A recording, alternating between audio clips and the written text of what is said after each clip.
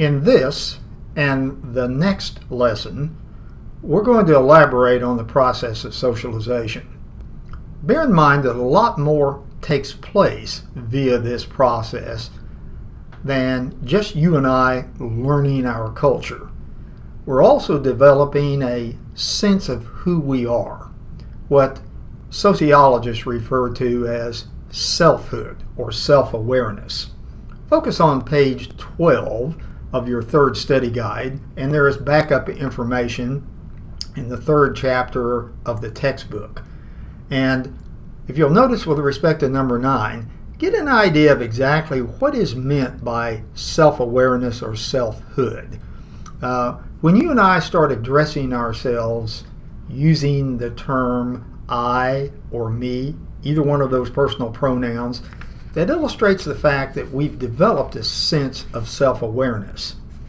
To carry this one step further, if you would take a moment to fill in all the blanks that you see here, that illustrates exactly what we are addressing when we focus on the notion of self. Now, bear in mind that there are several interesting models that have been developed in an effort to explain how this process actually takes place, that is to say, the development of self-awareness. One in particular that I want you to become acquainted with was developed by Charles Horton Cooley, and it's often referred to as the looking glass self. You can find some information again specific to this particular model again on the 12th page of your third study guide.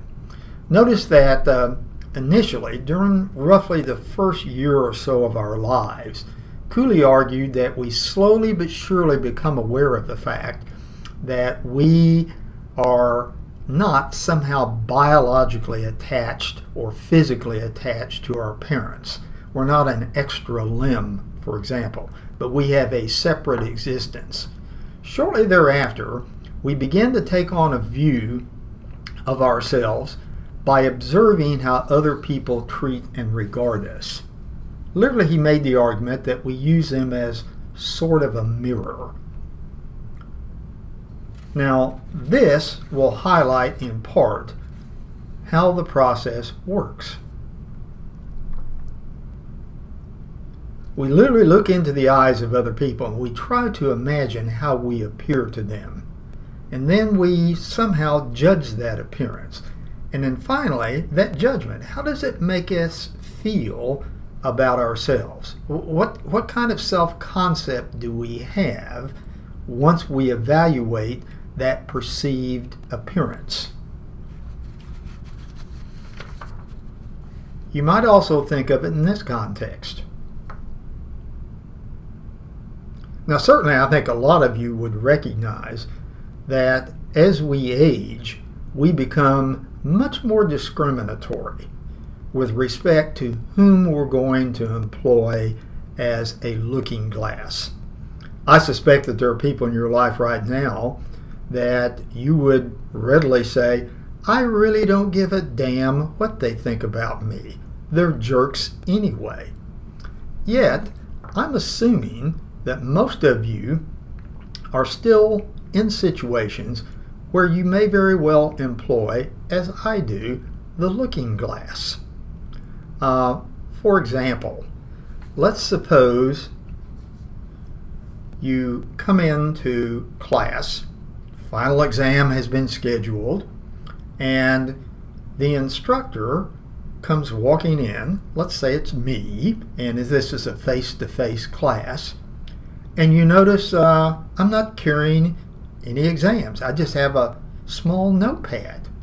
And I walk to the front of the room, I turn around and address all of the students in the class with this sort of greeting. I've decided that I'm not going to issue a final exam in this class. Rather, each one of you will come to the front and deliver a 10-minute discourse on what you've learned this semester.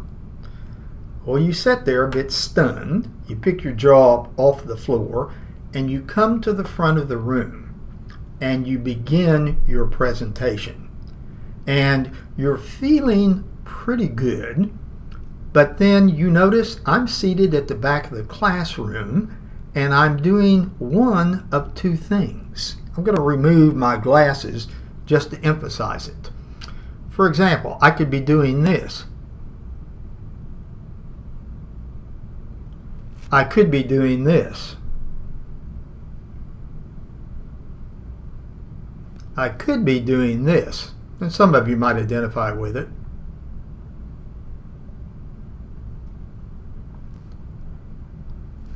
Now, I'm only joking, but I'm just wondering, could any of those responses on my part be taken by you as some sort of evaluation of how you are doing with respect to your presentation?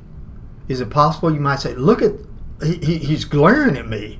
He obviously disagrees with me. Oh my God, I've given him a headache. Oh no, I've been so boring that he's now asleep. Now you want to remember that the looking glass self is taking place in our imagination. None of us get an accurate interpretation of what other people think.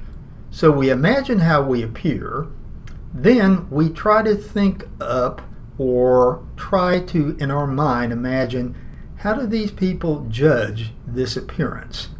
And then how's that going to make us feel? We're going to feel really cool or really bad. In a way, it could be summed up like this. I am what I think you think I am. Now that may seem like a play on words, but let's take it one step further. Let's imagine a situation, a young woman, her first big school dance. She wants to absolutely knock the shoes off of her date. She spends the entire day preparing, making herself look as beautiful as possible. She descends the staircase. Her date is at the bottom, standing with her husband. But her date is, again, standing there with this kind of an expression on his face. She walks down, tries to engage him in conversation, but he won't look at her. And he doesn't really talk, he just kind of mumbles, if you will. Well, he walks her to the car, opens the door, they drive to the gymnasium at the high school where the dance is scheduled. They find a place to be seated. He stares out onto the dance floor, never asks her the entire evening to dance, and just occasionally turns around and goes to her.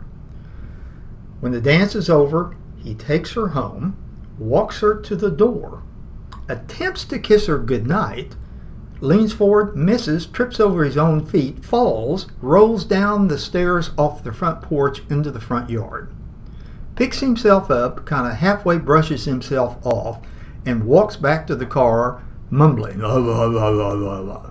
This is a true story.